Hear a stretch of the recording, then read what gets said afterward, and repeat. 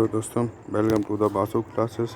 दोस्तों, हम आज बात करेंगे जो सी टेट, यूपी टेट से एनसीईआरटी के जो ईवीएस के क्वेश्चन पूछे जाते हैं उनके बारे में।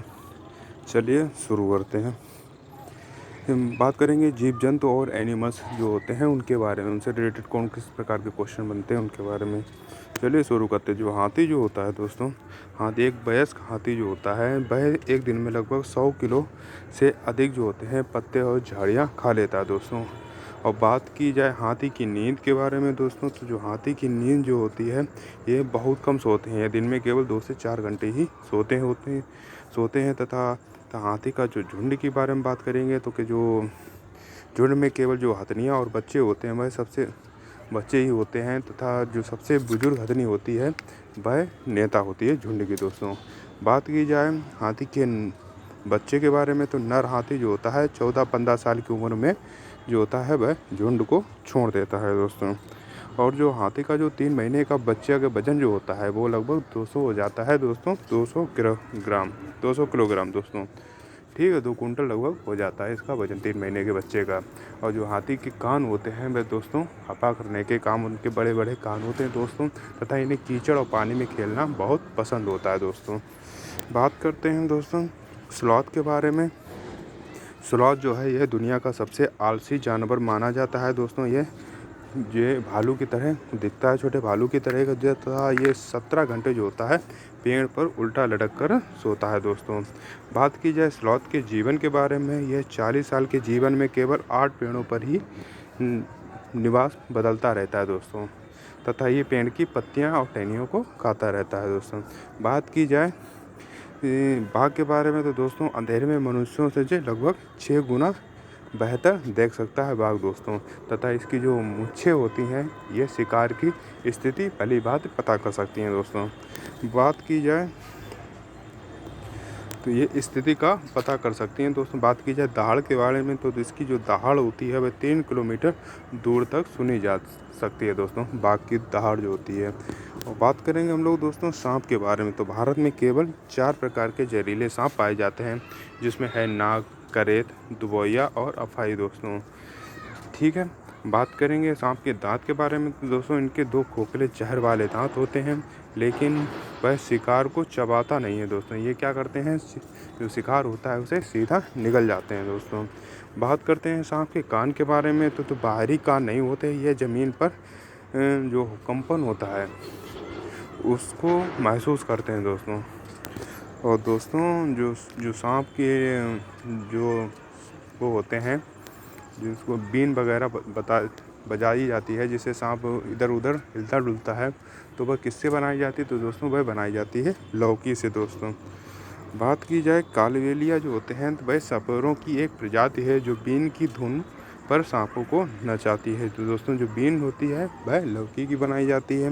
बात की जाए रेशम का कीड़े के बारे में तो यह अपनी मादा को उसकी गंध से कई किलोमीटर दूर से ही पहचान लेता है दोस्तों। बात करेंगे दोस्तों मच्छर के बारे में, तो मानव शरीर की जो गंध होती है विशेषकर पैरों और तलवों की गंध तथा मनुष्य के शरीर की गर्मी से जो होता है मच्छर को आकर्षित करती है, वो हम लोगों को ढूंढ लेते हैं दोस्तों। बात की जाए चींटियों के बारे में तो दोस्तों चलते समय एक विशेष गंध छोड़ती हैं, जिससे जो उनके पीछे जो और चींटियाँ होती हैं वह कतार के रूप में गंध को सूंघकर आगे बढ़ती चली जाती हैं दोस्तों। बात की जाए पक्षी की आँखों के बारे में, तो पक्षियों की जो आँखें होती हैं, जो पुतली होती है वह घूम नहीं सकती, इसलिए वह क्या करते हैं गर्दन को इधर उधर घुमाकर देखते हैं दोस्तों। बात करेंगे दोस्तों पक्षियों के देखने से रिलेटेड क्वेश्चन के बारे में। पक्षी एक ही समय में 2 अलग अलग चीज़ें देख सकते हैं दोस्तों। बात की जाए यह अलग अलग वस्तुओं पर ध्यान भी केंद्रित कर सकते हैं।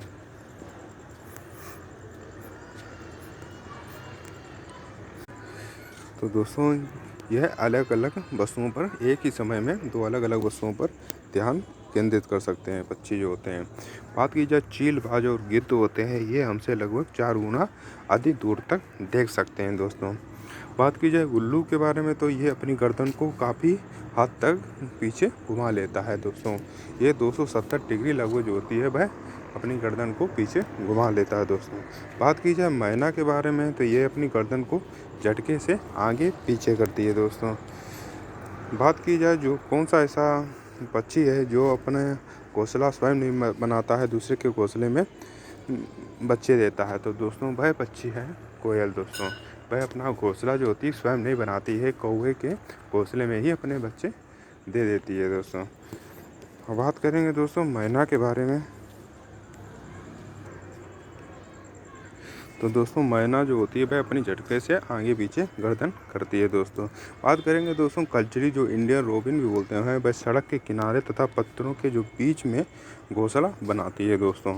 बात करेंगे दोस्तों कौवे के बारे में। तो जो कौवा जो होता है वह लोहे के तार और लकड़ी की जो टहनियाँ होती हैं उनका उपयोग करता है दोस्तों। इसके लोहे के ये भी पूछा जाता है कि इसके घोंसले में लोहे के तार तथा टहनियाँ मिलती हैं। तो दोस्तों वह घोंसला होता है कौवे का, तथा ये पेड़ की जो सबसे ऊंची डाल होती है उस पर घोंसला बनाता है दोस्तों। बात करेंगे कोयल के बारे में। तो ये अपना घोंसला नहीं बनाती है, यह कौवे के घोंसले में ही अंडे देती है दोस्तों। बात करेंगे दोस्तों दर्जन चिड़िया के बारे में। अपनी नुकीली चोंच से पत्तों को जो सिल लेती है दोस्तों। आप इसके नाम से ही पता कर सकते हैं, दर्जन चिड़िया मतलब ये दर्जी का काम करता है, सिलाई बुनाई का काम। तो ये पत्ते को आपने ज़्यादातर देखा होगा, सिले हुए पत्ते होते हैं, तो उसमें दर्जन चिड़िया जो होती है वह अपना घोंसला बनाती है। बात करेंगे शकरखोरा के बारे में। तो ये छोटे पेड़ या जो डाली होती है उस पर लटकता हुआ जो घोंसला बना हुआ होता है वह शकरखोरा का होता है। ये क्वेश्चन पूछ देता है कि छोटे पेड़ या डाली पर जो लटका हुआ घोंसला होता है किस पक्षी का होता है। तो दोस्तों वह होता है शकरखोरा का। बात करेंगे नर बया पक्षी जो होता है वह घोंसले बनाते हैं और मादा बया जो होती है उनमें से सबसे अच्छा जो घोंसला चुनती है तथा उसमें अंडे देने का काम करती है दोस्तों। बात करेंगे दोस्तों जानवरों के कान और बाल से रिलेटेड क्वेश्चन के बारे में।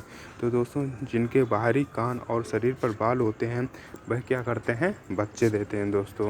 और तथा जो अंडे देने वाले होते हैं उनके बाहरी कान नहीं होते और शरीर पर बाल नहीं होते हैं। तो दोस्तों वो क्या करते हैं, वे अंडे देते हैं। जैसे जितने भी पक्षी होते हैं उनके देखिए छिद्र पाए जाते हैं, उनके कान नहीं होते हैं तो वो अंडे देते हैं तथा जिनके कान होते हैं जैसे मनुष्य हुआ और भी जो गाय हुए, भैंस हुई, बकरी हुई, ये सब क्या बच्चे देते हैं दोस्तों। बात करेंगे मधुमक्खी पालन के बारे में। तो बिहार में इनका सबसे अच्छा समय जो होता है अक्टूबर से दिसंबर का जो होता है मधुमक्खी पालन का सबसे उचित समय माना जाता है दोस्तों। बात करेंगे दोस्तों पौधे और पर्यावरण से रिलेटेड क्वेश्चन के बारे में दोस्तों। बात करेंगे रेगिस्तानी ओक के बारे में। तो ऑस्ट्रेलिया में पाया जाता है तथा इसकी जो जड़ें होती हैं वह तने से 3 गुना गहरी होती है। मतलब जितना ऊपर होगा दोस्तों उससे 30 गुना जो होता है वह ज़मीन के अंदर होता है तथा इसके जो तने में होता है पानी इकट्ठा हो जाता है दोस्तों। तो वहाँ के जो लोग थे तो उन जब कभी सूखा पड़ जाता तो वो है उसके तने में छिद्र करके पाइप डाल के पानी पी लिया करते थे दोस्तों। बात की जाए जो ओक की खासियत जो होती है, जब इलाके में पानी की कमी होती थी तो लोग इसके तने में पतला पाइप डालकर पानी निकालते थे दोस्तों। बात करेंगे दोस्तों खेजड़ी वृक्ष के बारे में। तो राजस्थान के जोधपुर में पाया जाता है दोस्तों खेजड़ी वृक्ष, ठीक है। और इसमें क्या होता है, कम पानी की ज़रूरत होती तथा इसकी लकड़ी में कीड़ा नहीं लगता है दोस्तों। तथा इसकी जो फलियां होती हैं उससे दोस्तों सब्जी बनाई जाती है तथा जड़ी बूटियां भी बनाई जाती हैं इसकी छाल से दोस्तों। और बात करेंगे दोस्तों घटपर्णी जो पौधा है जिसको नेफंथिस बोलते हैं, ये कीट बच्ची पौधा है तथा ये मेंढक, चूहे और कीटों को फंसाकर क्या करता है, निगल जाता है दोस्तों। तो ये ऐसा पौधा होता है जिसमें कहीं कहीं आपको देखा होगा छिद्र टाइप या घड़े नुमा घटकरनी जो होता है वो घड़े नुमा दिखने में लगता है दोस्तों। उसमें क्या है, पत्ता ऊपर से ढका हुआ होता है, उसके अंदर एक गंध सी निकलती रहती है, वह कीड़ों को आकर्षित करती है। जब कीड़ा उसमें जाता है तो उसी में फंस जाता है दोस्तों, तो ये कीड़े को खा लेता है दोस्तों। ये कीट बच्ची पौधे कहलाते हैं। बात करेंगे नेपथीस के बारे में। तो ये ऑस्ट्रेलिया तथा इंडोनेशिया और भारत की जो मेघालय है उसमें पाया जाता है दोस्तों। बात की जाए वेलक्रो के बारे में तो दोस्तों जॉन मैस्टरनल जो थे उन्होंने 1948 में बीजों के हुक को देखकर वेलक्रो की खोज की थी दोस्तों। आपने देखा होगा कहीं कहीं कांटे नुमा जो बीज जो होते हैं खेतों वगैरह में जब घूमने जाते हैं तो फंस जाते हैं झाड़ियों में, तो उसको देखकर उनको वेलक्रो की खोज की थी दोस्तों। बात की जाए दोस्तों मिर्ची के बारे में। तो पुर्तगाली व्यापारी इसे दक्षिण अमेरिका से जो थे भारत लाए थे दोस्तों। बात की जाए दोस्तों टमाटर, आलू और हरी मिर्च के बारे में, ये सभी दक्षिण अमेरिका से आए हैं दोस्तों। टमाटर, आलू, हरी मिर्च जो है वह दक्षिण अमेरिका से आए हैं। तो बात करेंगे दोस्तों गोभी और मटर के बारे में, तो ये यूरोप से भारत आए हैं दोस्तों। बात करेंगे भिंडी और कॉफ़ी के बारे में, तो ये अफ्रीका से आए हैं दोस्तों। बात करेंगे सोयाबीन के बारे में, तो दोस्तों सोयाबीन जो है वह चीन से भारत आई है, तथा चीन में सबसे पहले जो कागज़ का निर्माण हुआ था वह भी दोस्तों चीन में ही हुआ था। बात करेंगे दोस्तों बरगद के बारे में, तो बरगद जो है इसकी शाखाओं से निकलने वाली जो जड़ें होती हैं वास्तव में पेड़ को जो सहारा देने का काम करती हैं दोस्तों। बात करेंगे जड़ों के बारे में, तो जो पौधे को सहारा देती हैं जड़ें, तथा जो जल व खनिज होती है उनका अवशोषण करती हैं। बात करेंगे दोस्तों फूलों की घाटी कहाँ स्थित है, तो उत्तराखंड के चमोली ज़िले में स्थित है फूलों की घाटी दोस्तों। बात करेंगे कचनार के फूल जो होते हैं, तो कचनार के फूल जो है उत्तर प्रदेश में इनकी सब्जी बनाई जाती है दोस्तों। बात की जाए केले के फूल के बारे में, तो केरल में इसकी सब्जी प्रसिद्ध है। जो केले के फूल होते हैं उनकी सब्जी केरल में प्रसिद्ध है दोस्तों। बात करें सहजन के फूल के बारे में, तो महाराष्ट्र में इनके पकौड़े बनाए जाते हैं सहजन के फूलों के। तथा सहजन के फूल के पकौड़े कहाँ बनते हैं, तो दोस्तों वह बनते हैं महाराष्ट्र में। बात करेंगे मधुबनी पेंटिंग के बारे में, तो दोस्तों बिहार का एक लोक कला रूप है दोस्तों मधुबनी पेंटिंग, जिसमें चावल के पाउडर होता है तथा प्राकृतिक जो रंग होते हैं फूलों वगैरह से, ये उससे कलाकृतियाँ बनाई जाती हैं दोस्तों दीवारों पे और ज़मीन में। तो उसे मधुबनी पेंटिंग तथा वहाँ का जो ज़िला है मधुबनी वह फेमस है दोस्तों मधुबनी पेंटिंग के लिए। बात की जाए इत्र के बारे में, तो दोस्तों उत्तर प्रदेश का जो कन्नौज ज़िला है वह इत्र के लिए फेमस है। इसे इत्र की नगरी के नाम से भी जाना जाता है। तो दोस्तों ये हर्षवर्धन की राजधानी है दोस्तों कन्नौज। बात करेंगे झूम खेती के बारे में, तो दोस्तों मिजोरम में की जाने वाली जो खेती है उसको झूम खेती कहते हैं। इसका जो मुख्य सिद्धांत है वह दोस्तों है काटो और जलाओ। तो इसमें क्या होता है दोस्तों, कहीं चीज़ झाड़ फूल वगैरह जम जाता है उसको ये लोग क्या करते हैं काट कर जला देते हैं, तथा उसकी जो राख होती है उसको खाद के रूप में चारों तरफ फैला के उस पर खेती करते हैं। ठीक है, यह पद्धति जो होती है खेती करने की वह झूम खेती कहलाती है दोस्तों। बात करेंगे आवास और भूगोल से रिलेटेड क्वेश्चन के बारे में दोस्तों। तो असम के जो घर होते हैं, तो दोस्तों असम के जो घर हैं वे भारी वर्षा के कारण ये होते हैं ज़मीन से लगभग 10 से 12 फीट की ऊंचाई पर बांस के खंभों पर बनाए जाते हैं दोस्तों, क्योंकि वहाँ पर असम में बारिश के कारण जो जल भराव की जो समस्या हो जाती है, इसके कारण ये जो घर हैं वह ज़मीन से 10-12 फुट की ऊंचाई पर जो बांस के खंभों पर बनाए जाते हैं दोस्तों। बात करेंगे मनाली के जो घर होते हैं, यहाँ पत्थर और लकड़ी के बने घर बनाए जाते हैं, तथा इनकी जो छतें होती हैं वह ढालू नुमा होती हैं दोस्तों। बात करेंगे दोस्तों राजस्थान के घर के बारे में, तो जो दोस्तों राजस्थान के घर होते हैं ये मिट्टी के घर बनाए जाते हैं दोस्तों। तो मिट्टी घर इसलिए बनाए जाते हैं क्योंकि जो पत्थर वगैरह होता है गर्म हो जाता है, तथा मिट्टी के अंदर जो होती है उसमें अंदर तक नहीं जा पाती दोस्तों, तथा जिसकी दीवारें मोटी और जो छतें होती हैं वह कटीली झाड़ियों से बनी हुई होती हैं। बात करेंगे दोस्तों लेह लद्दाख के घर के बारे में, तो ये पत्थर के 2 मंजिला घर बनाए जाते हैं, तथा नीचे की जो मंजिल होती है जिसे ग्राउंड फ्लोर कहते हैं उस पर कोई खिड़की नहीं होती, तथा दोस्तों वहाँ पर जानवरों के लिए भूसा तथा जानवर वगैरह बांधने के लिए वो बनाया जाता है दोस्तों। बात करेंगे इस जो लद्दाख के घर होते हैं उनकी छतों के बारे में, तो लद्दाख के लोग अपनी छतों का उपयोग जो दोस्तों फल और सब्जियां सुखाने के लिए करते हैं दोस्तों। बात करें हाउस बोट के बारे में, तो दोस्तों श्रीनगर में पाई जाती हैं, तथा इनकी लंबाई की बात करेंगे तो ये 80 फीट तक लंबी हो सकती हैं दोस्तों हाउस बोट। बात करेंगे डोंगा के बारे में, तो दोस्तों झेलम नदी जो श्रीनगर में पड़ती है इसमें तैरते हुए घर जिसमें अलग अलग कमरे बने हुए होते हैं, तो दोस्तों उसको डोंगा बोला जाता है दोस्तों श्रीनगर में दोस्तों। बात करेंगे पश्मीना शाल दोस्तों। पश्मीना शाल जो है यह लद्दाख की जो चांगपा जनजाति द्वारा बनाई गई जो बकरी होती है उनके बालों से बनाई जाती है दोस्तों। बात करेंगे दोस्तों पश्मीना शाल की गर्मी, तो ये है पश्मीना जो शाल होती है 6 स्वेटरों के बराबर दोस्तों गर्म होती है। और बात करेंगे चांगपा जनजाति जो होती है उसके जो लोग होते हैं वह घुमंतू लोग होते हैं, जो अपने रेबो जो बोलते हैं उनके जो टेंट होते हैं उनको रेबो बोला जाता है, ये उसमें रहते हैं दोस्तों। तथा ये घुमंतू जनजाति है दोस्तों, चांगपा जनजाति। और ये कहाँ होती है दोस्तों, ये लद्दाख में होती पाई जाती है दोस्तों, चांगपा लोग। बात करेंगे मृत सागर दोस्तों, डेड सी बोला जाता है, दुनिया का सबसे नमकीन सागर है। इसमें 1 लीटर में लगभग 300 ग्राम नमक होता है दोस्तों। बात करेंगे तरुण भारत संघ के बारे में दोस्तों, तो राजस्थान में जल संरक्षण के लिए काम करने वाली संस्था है तरुण भारत संघ दोस्तों। तथा इसके जो संस्थापक थे वह थे राजेंद्र सिंह, इन्हें जल पुरुष के नाम से भी जाना जाता है दोस्तों। बात करेंगे अल-बरूनी के बारे में, तो दोस्तों ये उज्बेकिस्तान से आया यात्री था जिसने भारत के तालाबों और वास्तुकला के बारे में लिखा था।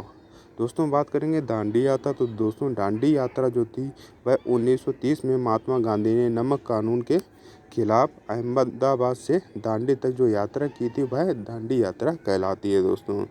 तो ये कब हुई थी दोस्तों, ये हुई थी 1930 में। बात करेंगे सिनकोना से रिलेटेड क्वेश्चन के बारे में, इसकी जो छाल का उपयोग मलेरिया की दवा बनाने में किया जाता है दोस्तों।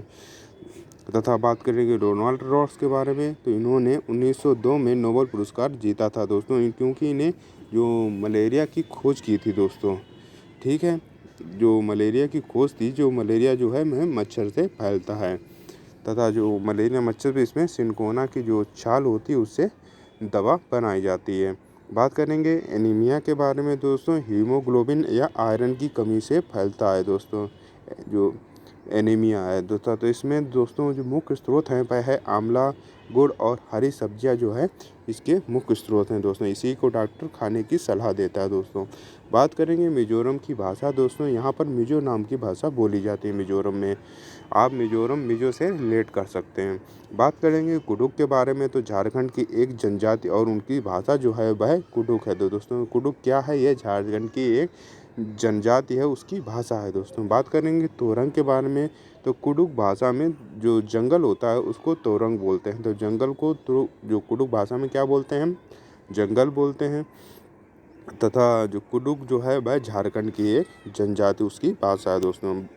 अब आगे बात करेंगे खाद्य संरक्षण और उनके से रिलेटेड कुछ नए तथ्यों के बारे में। बात करेंगे दूध उबालना, तो दोस्तों दूध उबालकर हम उसको सुरक्षित कर सकते हैं दोस्तों।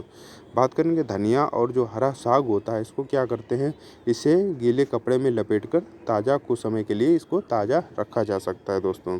बात करेंगे प्याज और लहसुन के बारे में, तो दोस्तों इन्हें नमी से बचाकर खुले स्थान में रखा जा सकता है दोस्तों। बात किया जाए आम पापड़ के बारे में, तो इसे आंध्र प्रदेश में मामिडी तांड्रा कहा जाता है दोस्तों। मामिडी तांड्रा जो होता है उसे किसे कहा जाता है, तो इसे आम पापड़ को कहा जाता है। ये कहाँ पर कहा जाता है, ये आंध्र प्रदेश में कहा जाता है दोस्तों। बात करेंगे कांसा जिसे ब्रॉन्ज बोलते हैं, ये तांबा और टीन का मिश्रण, ये बार बार दोस्तों रिपीटेड क्वेश्चन है, इसे आप नोट डाउन कर लीजिएगा। बात करेंगे दोस्तों ब्रेल लिपि के बारे में, तो लुइस ब्रेल ने विकसित की थी ब्रेल लिपि दोस्तों, ये 6 बिंदुओं पर आधारित होती है दोस्तों। बात करेंगे लिंगहू फेन के बारे में, तो ये हांगकांग का एक पकवान है जो सांप के मांस से बनाया जाता है। तो दोस्तों लिंगहू फेन का क्या है, तो ये सांप का एक पकवान है, सांप के मांस से बनाया जाता है। ये कहाँ का फेमस है, ये हांगकांग से फेमस है दोस्तों। बात करेंगे टेपिकोआ के बारे में, तो केरल में ज़मीन के नीचे उगाया जाने वाला जो कंद है उसको टेपिकोआ बोला जाता है दोस्तों। बात की जाए सरसों के तेल में मछली कहाँ खाई जाती है, तो दोस्तों ये खाई जाती है जम्मू कश्मीर में। तथा नारियल तेल की बात आए तो वहाँ पर जो मछली खाई जाती है वह खाई जाती है गोवा में। बात करेंगे दोस्तों ईबीएस जो शिक्षा शास्त्र है उसके रिलेटेड क्वेश्चन के बारे में दोस्तों। जो एनसीएफ 2005 की जो मुख्य थीम थी वह 6 मुख्य थीम हैं दोस्तों, जिसमें परिवार और मित्र, भोजन, पानी, आवास, यात्रा और हम चीज़ें कैसे बनाते हैं। बात करेंगे दोस्तों एकीकृत उपागम के बारे में, तो ईबीएस में विज्ञान, सामाजिक विज्ञान और पर्यावरण शिक्षा को एक साथ पढ़ाया जाता है दोस्तों। बात करेंगे दोस्तों पर्यावरण की प्रकृति के बारे में, तो जो पर्यावरण की जो प्रकृति है वह बाल केंद्रित है दोस्तों, वह मतलब कि जो बच्चा है उसको केंद्र में रखकर बनाई गई है दोस्तों। बात करेंगे क्षेत्र भ्रमण के बारे में, तो ये वास्तविक अनुभव जो होते हैं वह क्षेत्र भ्रमण के द्वारा मतलब सबसे अच्छी तरीके से प्राप्त होते हैं। यह सबसे अच्छी शिक्षण विधि है क्षेत्र भ्रमण दोस्तों।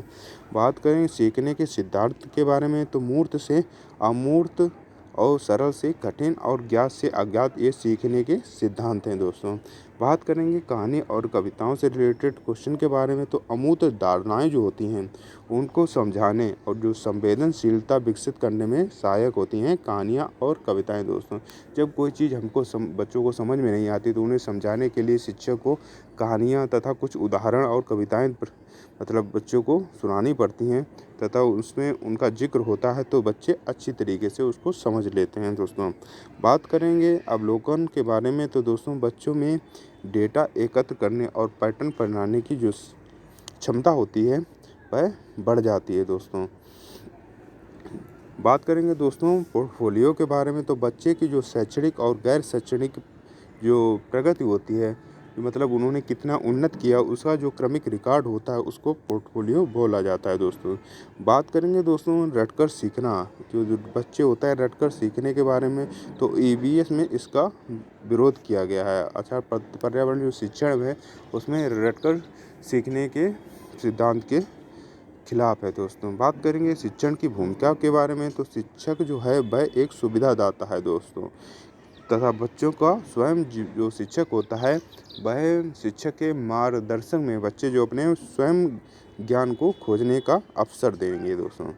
बात करेंगे विविधता का सम्मान के बारे में, तो कक्षा में संस्कृति और व्यक्तिगत भिन्नताओं को संसाधन के रूप में लेना चाहिए दोस्तों। जितनी भी विविधताएं देखने को मिलती है उनको मतलब कि जो भी विविधताएं देखने में उनको संसाधन के रूप में समझना चाहिए, ना कि उनको ऐसा करना चाहिए कि इसमें परेशान होने की आवश्यकता नहीं होती है दोस्तों।